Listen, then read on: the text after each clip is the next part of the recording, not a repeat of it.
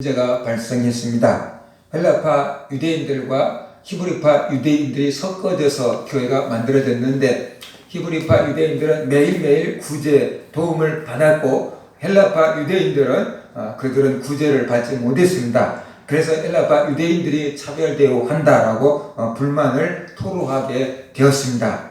그러고 싶어서 그런 게 아니고 헬라파 유대인들의 형편을 잘 알지 못했기 때문에 사도들이 돕지 못한 것으로 보입니다. 그래서 그 불만하는 소리를 듣고 사도들은 자기들이 잘못했다는 것을 깨달았어요. 그래서 사도들은 이렇게 문제를 해결하기 위해서 대안을 제시합니다. 이제 7명의 집사를 뽑아라. 그래서 그들에게 구제하는 일들을 맡기고 우리 사도들은 기도하고 복음 전하는 일에 전념하겠다라고 이렇게 말했습니다. 우리들은 이 일에서 구제하는 일에서 손을 떼겠다라고 이렇게 말씀했어요. 그래서 너희들이 성령이 충만하고 지혜가 충만하고 믿을만한 사람들에게 칭찬받는 사람 7을 택하라 라고 했더니 그들이 스데반을 비롯해서 7명의 집사들을 추천해서 올렸습니다. 사도들이 그들에게 안수하고 집사로서 교회를 섬기고 봉사할 수 있게끔 했습니다. 그리고 이 모든 일이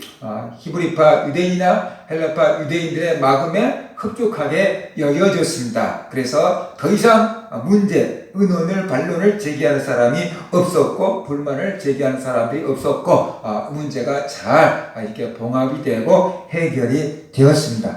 사도들이 지혜롭게 문제를 잘 처리했습니다. 그랬더니 교회가 다시금 부흥하게 되었다라는 것, 그것이 7절에서 이렇게 말씀을 하고 있습니다. 하나님의 말씀이 점점 왕성하여 예루살렘에 있는 제자의 수가 더 힘이 많아지고 허다한 제사장의 무리도 이 도에 복종하니라 라고 이렇게 말씀을 하고 있습니다. 교회에서 문제가 생겼는데 그 문제를 잘 해결했더니 문제가 어떻게 변화가 됐냐면 하나님의 말씀이 점점 왕성하여 졌다라고 이렇게 말씀을 합니다. 하나님의 말씀이 점점 더 많이 전파되었고 점점 더 힘있게 전파되었고 점점 더 확신있게 전파되었다라고 볼 수 있어요. 은혜를 받은 성도들, 문제가 잘 해결된 것을 본 성도들, 자기들의 마음이 잘 어루만져진 성도들이 밖에 나가서 더욱더 담대하게, 더욱더 자신있게 복음을 전하게 된 것이지요. 그래서 하나님의 말씀이 점점 더 흥황하게, 왕성하게 전파됐고 힘있게 전파되었습니다. 많은 사람들이 그들을 통해서 복음을 듣게 되었어요. 그들이 전하는 그 복음의 열정, 그들이 전하는 복음의 확신, 또 그들과 함께하는 성령의 은혜에 받아서 사람들이 점점점 교회 안으로 몰려 들어오게 됐습니다. 그래서 이 제자의 수가 더 힘이 많아졌다. 이미 앞에서 사도행전 6장 1절에서 제자들의 숫자가 많아지네 라고 얘기를 했기 때문에 이제는 더 많아졌다 라고 이렇게 말씀을 하고 있는 겁니다. 우리가 이 겨울에 눈을 굴려봤잖아요. 이 주먹만한 눈을 뭉쳐가지고 굴리기 시작하면 갈수록 커져가지고 나중에 눈사람을 만들 수 있도록 커다란 눈덩이가 되잖아요. 그처럼 제자들의 숫자가 갈수록 이렇게 막 점점점 불어나는 그런 사태, 교회가 수용하기 어려울 정도로 많은 사람들이 모여드는 그런 사태가 벌어지게 됐습니다. 좋은 일이 벌어지게 된 거죠. 그런데 그것을 가리켜서 말씀이 점점 왕성하겠다라고 이렇게 말씀합니다. 그래서 우리의 심령이 부흥되고 교회가 부흥되는 것은 말씀이 힘이 있어야 되고 말씀이 충만해야 되고 말씀이 제대로 선포되어야 한다는 것입니다. 우리가 하나님의 말씀을 제대로 듣고 우리가 하나님의 말씀을 충분하게 먹으면 우리의 심령이 부흥하게 되고 우리의 심령이 부흥하게 되면 우리의 주변에 있는 사람들에게도 영향력을 미치게 되고 똑같은 말 한마디를 하더라도 그 자신있게 말할 수 있게 되고 그 확신감에 사람들이 따라오게 되는 거다. 그래서 우리가 알아야만 된다는 것이죠. 그래서 하나님의 말씀을 제쳐놓고 내 심령이 부흥될 수 없고 하나님의 말씀을 무시하고 교회가 부흥될 수가 없는 거다. 라는 것을 우리가 알아야 되는 거죠. 그래서 내 심령이 부흥되고 교회가 부흥이 되고 이 나라가 하나님 앞에서 복을 받는 것은 하나님의 말씀이 왕성해져야만 된다. 하나님의 말씀이 왕성해져야만 된다는 것은 바로 우리가 하나님의 말씀을 듣고 은혜를 받아야 되고, 우리가 하나님의 말씀을 듣고 은혜를 받아서 그것을 성령의 능력으로 전파할 때 하나님의 말씀이 왕성해지고 또 숫자가 불어나고 하나님의 나라가 확장이 되는 거다 하면서 우리가 알 수 있어요. 그래서 하나님의 말씀이 왕성해짐으로 나타나는 결과가 제자의 수가 더 많아지고 힘이 많아졌다라고 이렇게 말씀하고 있고요. 그 다음에 두 번째는 허다한 제사장의 무리도 이 도에 복종하니라 라고 이렇게 말하고 있습니다. 제사장은 유대교의 종교 지도자들입니다. 유대교에서 어떤 뭐라 그럴까? 지위를, 자리를, 권위를, 이득, 득권, 어떤 권세를 딱 갖고 있는 사람, 이권을 갖고 있는 사람들이 제사장이었습니다. 그런데 그 제사장들이 자기들이 가지고 있는 이권이든지 권세든지 자기들이 그동안 가지고 있었던 모든 가치관, 요 체계를 무너뜨려버리고 예수님을 구주로 받아들였다는 것이, 이것은 굉장히 놀라운 일인 것입니다. 어떤 가치 체계가 서 있지 않는 사람은 누가 전해주는 것을 쉽게 받을 수 있습니다. 그런데 가치체계가 확고하게 딱 서 있는 사람에게 뭔가 다른 것을 전해주면 먼저 들어와 있는 가치관이 이것을 거절해서 자꾸만 내모는 것입니다. 우리나라에 유교가 가치체계를 딱 잡고 있었잖아요. 그래서 신체 발모 수지 부모라 그래가지고 이 몸은 머리카락 하나까지라도 부모가 허락하신 것이다 라는 그런 가치관을 딱 갖고 있었고, 몸을 해치면 부모에게 불효한 거다라는 가치관을 갖고 있었는데, 일본 사람들이 들어와가지고 단발령 머리를 잘라라 라고 이렇게, 그러니까 지금 우리들처럼 머리를 잘라라 라고 이렇게 얘기한 거죠. 지금 보면은 우리가 머리 길었다가 머리 자르는 거에 대해서는 자유롭게 할 수 있는데, 그때 당시에 그 가치 체계로서는 있을 수가 없는 일이었던 거죠. 그래서 심지어 어떤 사람들까지는 내 머리를 자르려면 차라리 내 목을 잘라라, 절대로 나 머리는 자를 수가 없다 라고 하면서 정말로 핍박을 받아가면서 그 머리카락 자르는 것을 거부하는 그런 사람들도 있었다는 거예요. 왜 그렇습니까? 머리카락 하나라도 함부로 자르면 안 된다는 그 유교적인 신념, 가치관이 딱 들어와고 있기 때문에 이 머리를 잘라라, 간단하게 머리를 자르고 위색적으로 머리를 잘라라고 하는 그 사람들의 말, 일본 우리가 또 반감을 가질 수밖에 없는 나라이긴 했지만, 아무튼 그러니까 그것을 받아들일 수가 없게 된 것이죠. 뭔가 신념체계가 굳건하게 서 있는 사람들은 웬만큼에 갖고는 이게 흔들리지가 않는 거죠. 제사장들은 유대교 무장되어 있는 사람들이고, 거기에서 자기가 밥을 먹고 사는 기득권 세력이기 때문에 좀처럼 그것을 허물어 보기가 어려운데, 그 허다한 제사장의 무리가 예수님의 도에 복종했다, 예수님의 말씀에 순종했다라고 이렇게 말하고 있잖아요. 그 소리는 유대교에서 예수님을 사이비 이단 취급을 했는데 그걸 다 무시해버리고 예수님을 하나님의 아들로 인정하고 받아들였다는 뜻이에요. 그게 얼마나 놀라운 일입니까? 그러니까 성령께서 역사하셨기 때문에 그런 일이 벌어지는 거지, 사람이 설득해가지고 그런 일이 벌어지는 것은 쉽지 않은 일이다 그러면서 우리가 알아야 돼요. 어린 아이 하나도 설득하려고 해도 요즘엔 잘 안 돼요. 어린 아이들도 다 지 생각이 있어가지고 어린 아이 하나 설득하려고 해도 안 돼요. 뭔가 감동을 주면 달라질 수 있겠지만 안 돼요. 근데 제사장, 그것도 한두 명이 아닌 허다한 제사장의 무리가 돌아올 정도라는 것은 성령의 엄청난 역사가 있었기 때문에 그들이 회개하고 돌아올 수 있었던 거다. 그래서 우리가 알아야만 되는 것이지요. 바로 문제를 해결하고 나니까 이런 놀라운 일이 벌어졌습니다. 우리가 커다란 문제를 해결할수록 우리가 더욱더 성장해 가는 것입니다.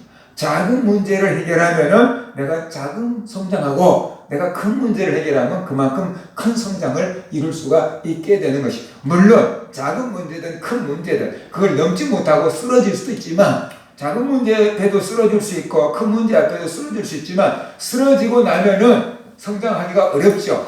그런데 실패를 통해서도 배울 수가 있다는 것입니다. 그래서 옛날에 우리나라 사람들이 실패는 성공의 어머니라고 이렇게 했잖아요. 아무튼 실패를 통해서 배울 수가 있다고 한다면은 우리는 그 문제를 통해서 더욱더 성장하고 발전할 수가 있다는 것이, 초대교회는 이 어려움을 잘 극복했기 때문에 허다한 사람들이 주님 앞에 돌아오고 허다한 제사장의 무리도 하나님 앞에 돌아오는 놀라운 이 부흥의 발판이 마련되게 된 거다. 그래서 우리가 알아야 됩니다.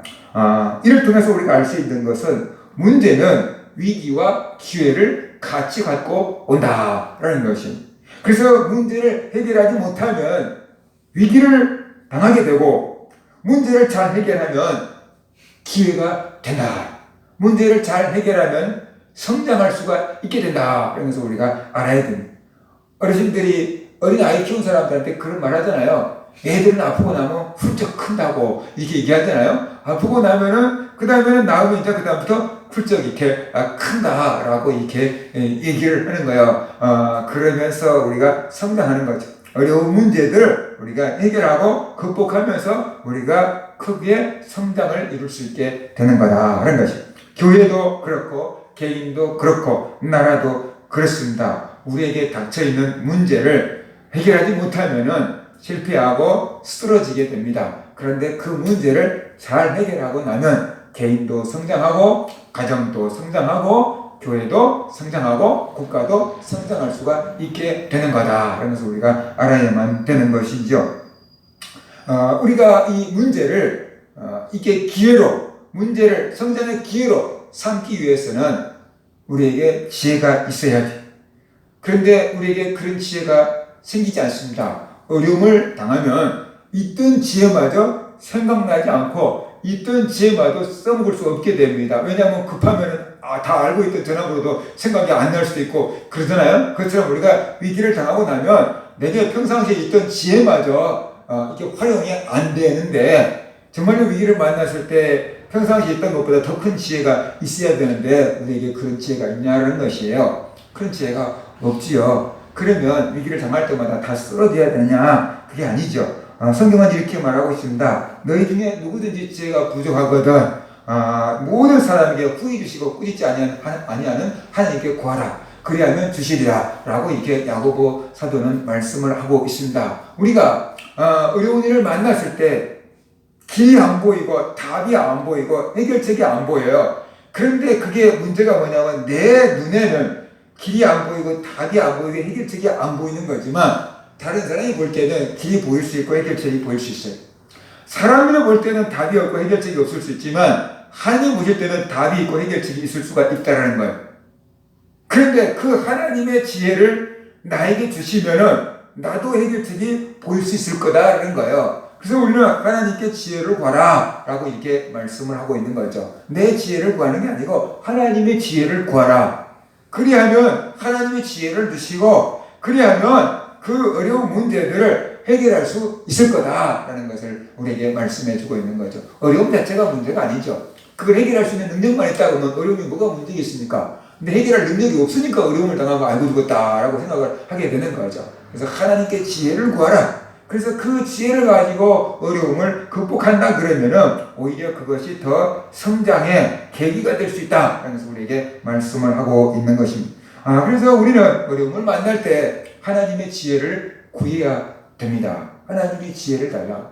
하나님의 시각으로 이 문제를 바라볼 수 있게끔 해달라고 하나님의 뜻이 무엇이냐고 하나님의 지혜를 구해야 됩니다. 물론 우리가 하나님의 지혜를 구했을 때 하나님께서 나 지혜다 그러면서 우리에게 탁 지혜를 주실 수도 있지만 대부분은 그런 응답을 받지 못하고 살아가는 거죠. 그렇지만 어떻게 하다가 보면은 이렇게 하고 저렇게 하고 귀 열려서 뚫려서 그 문제를 해결할 수 있게끔 하나님께서 길도 만들어 주시는데 그래서 어려움 만날 때 피할 길을 주신다라고 하나님께서 약속을 하고 계신 거죠. 우리는 아무튼 하나님께 지혜를 구하면서 살아갈 수 있는 그런 사람들이 되어야만 된다. 그래서 문제 때문에 쓰러지지 않고 오히려 그 문제 때문에 하나님을 찾고 하나님의 지혜를 받고 그래서 더 성장할 수 있는 사람들이 되시기를 바랍니다.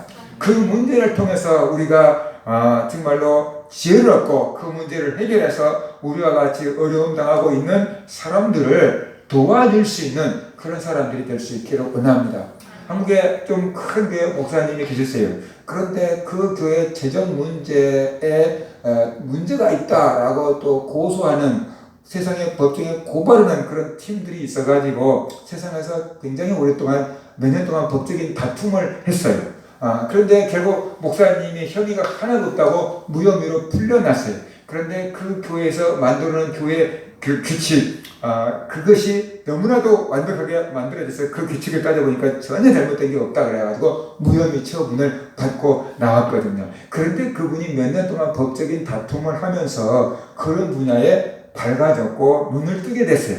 그래서 그런 일을 당하지 말라고 그런 문제에 잘 알지 못하는 교회와 목사님들을 향해서 많은 강연을 해서 도와주는 그런 목사님이 있었어요. 자기의 그 고난, 겪었던 그 경험을 통해서 나와 같은 고난을 당하지 말라고 다른 많은 사람들에게 자기의 그 배운 것들을 나눠주고 베풀어주는 그런 목사님이 계셨어요. 그러니까 우리가 성장, 어려움을 통해서 이겨내면 성장하게 되고 그 성장을 통해서 또 반드시 세상에서 나와 같은 사람들이 있을 수 있거든요. 그래서 그 사람들을 도와줄 수가 있게 되는 거다. 그래서 우리가 알아야 됩니다. 코로나 때문에 많은 어려움을 당하고 있습니다. 모든 국민들도 힘들지만 특별히 교회와 성도님들은 이중적인 고난을 당하고 있습니다. 건강의 위협도 있고 신앙의 위협도 같이 받고 있습니다. 코로나 때문에 제대로 모여서 예배를 드리지도 못하고 있고 아무튼 이 어려움을 지금 우리가 계속해서 겪고 있습니다. 이것이 교회가 무너지는 위기가 될 수 있고 이것이 우리의 신앙이 무너지는 위기가 될 수 있습니다. 이 코로나 위기를 겪어가면서 많은 교회들이 문을 닫을 수도 있고 많은 성도들이 믿음을 등질 수도 있습니다. 아무튼 식어지든지 어쩌든지 믿음을 떠날 사람들도 분명히 있을 것입니다. 코로나 때문에 모이지 못하고 예배드리지 못하고 기도하지 못하고 성도들과 교제하고 신앙의 권면을 듣지 못하고 있습니다. 집에만 있는 시간이 자꾸만 길어지고 있습니다. 텔레비전 보는 시간이 길어지고 있고 핸드폰 하는 시간들이 길어지고 있고 세상의 뉴스를 접하는 시간들이 길어지고 있습니다. 복음을 듣는 시간보다 세상의 소리, 사람의 소리를 듣는 시간들이 나도 모르게 길어지고 있습니다. 그러다가 보면 나도 모르게 믿음은 식어지고 세상으로 충만해져 가게 되는 것이 사람입니다. 믿음은 들음에서 난다고 했잖아요. 하나님의 말씀, 예수님의 말씀을 들을 때 믿음이 자라는데 세상의 말을 자꾸만 들으면 세상에 대한 믿음이 자라는 거예요. 세상에 대한 믿음이 자란다는 증거는 뭐냐면 세상이 좋아지는 거고 근심, 걱정, 염려가 많아지는 것입니다. 그것이 세상이 말을 많이 들을 때 우리의 마음에서 나타나는 증거가 세상을 사랑하게 되는 것이고 근심하고 걱정하고 염려하는 일들이 많아지게 된다. 우리가 하나님의 말씀을 자꾸만 들어서 우리가 성령으로 충만하게 되면 나타나는 증거가 뭐냐면 마음의 평안이 임한다는 것이. 근심 걱정 염려보다 마음의 평안이 임한다는 것이. 하나님을 사랑하게 된다는 것이. 이것이 우리가 하나님으로 충만했을 때 나타나는 증거다. 그래서 우리가 알아야만 되는 것입니다. 그래서 우리가 이 집에 교회에서 모이지 못하고 집에 있는 시간이 자꾸만 길어지고 있는데 이 시간들을 제대로 사용하지 못하면은 우리가 믿음이 식어지고 교회가 무너지는 위기를 초래할 수가 있다는 것입니다.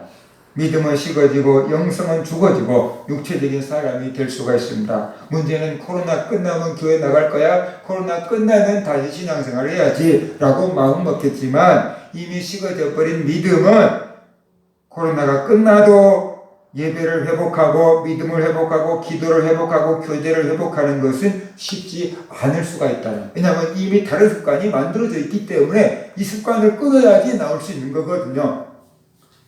다른 습관이 만들어져 버렸기 때문에 그 습관을 끊어야지 뭔가 예배를 회복할 수 있고 믿음을 회복할 수 있고 기도를 회복할 수 있고 성도들을 회복할 수 있는데 이미 다른 습관이 딱 만들어져 버렸기 때문에 이걸 또 끊으려고 그러면 쉽지가 않아서 교회 나오기가 어려워지게 된다. 성경에서는 에베소 교회를 향해서 내 처음 사랑을 회복하라 그러잖아요. 근데 문제는 우리도 처음 사랑을 회복하려고 애를 쓰지만 그게 쉽냐는 거죠. 여러분들 이게 남녀간에도 사랑해갖고 결혼을 해갖고 수십 년을 사는데 처음 사랑은 그것이 회복이 되느냐는 거죠. 쉽지가 않지요, 그렇죠? 우정으로 살고 전우애로 산다고 그러잖아요.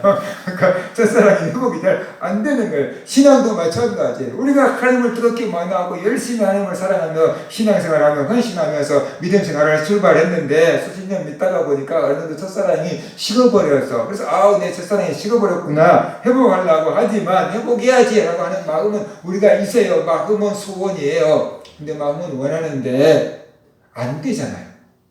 그죠?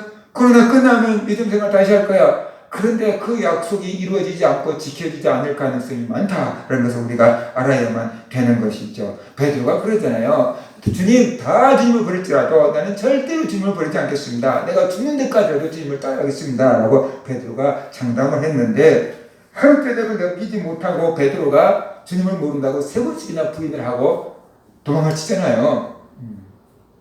이게 베드로의 문제냐? 그거 아니죠. 우리 모두에게 다 이런 연약함들이 있다는, 사람은 저에게도 여러분에게 이런 연약함들이 있다는 거죠. 그러니까 내 자신을 너무 과신하지 말고 주님께서 베드로에게 하시는 말씀이 뭡니까? 시험이 들지 않도록 깨어서 기도하라 라고 했잖아요. 근데 베드로는 기도하지 않고 있다가 그 주님 모른다고 부인하게 된 거죠. 우리도 코로나 끝나면 신앙생활 다시 열심히 할 거야, 교회 나갈 수 있을 때 다시 열심히 나갈 거야 라고 생각하지 말고 지금부터 근신해서 깨어서 기도하고 있어야지 코로나가 끝나고 교회에 다시 모일 수 있게 돼도 그때도 기쁨으로 나올 수 있는 그런 믿음이 될 수 있다. 그래서 우리가 알아야 됩니다. 그래서 우리는 나에게 연약함이 있음을 깨닫고 늘 정신 차리고 근신하고 기도하며 살아가는 그런 성도들이 되어야 됩니다. 한국 교회와 성도들은 큰 어려움을 당하고 있습니다. 생각지도 못했던 어려움을 당하고 있습니다. 하지만 이 어려움을 극복한다 그러면 우리의 믿음은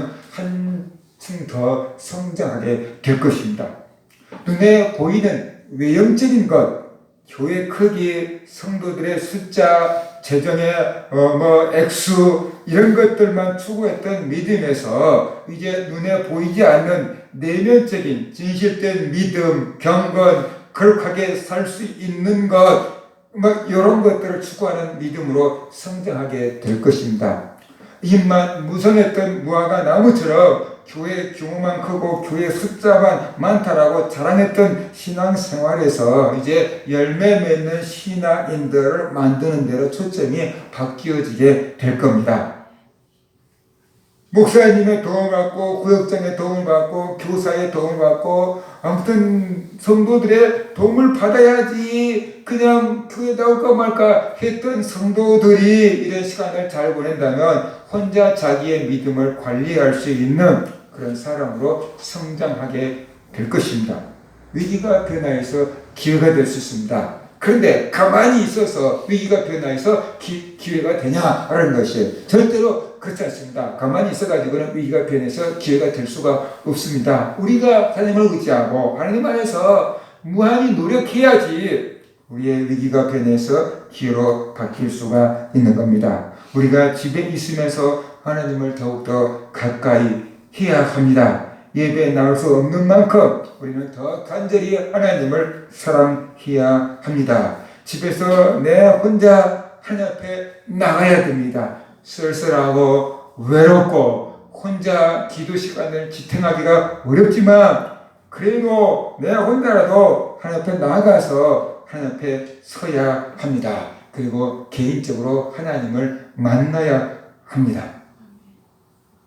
저는 이 코로나 시간을 겪으면서 지난번에 코로나 사태로 인해서 교회를 모이지 못했을 때는 계시록을 한 절 한 절 다 설명을 달아봐서 22장까지 다 설명을 달아보는 그런 시간을 보냈고, 이번에 코로나에서 다시금 교회를 나오지 못하게 될 때는 기도 시간을 더 늘렸습니다. 그래서 하루에 3번씩 기도를 하고 있는데 기도 시간을 늘리는 게 문제가 아니고 지금까지 내가 기도한 것은 부르짖어서 하는 기도를 했는데 이제는 바꿔보자 라고 생각을 해서 듣는 기도를 시도하고 싶어요.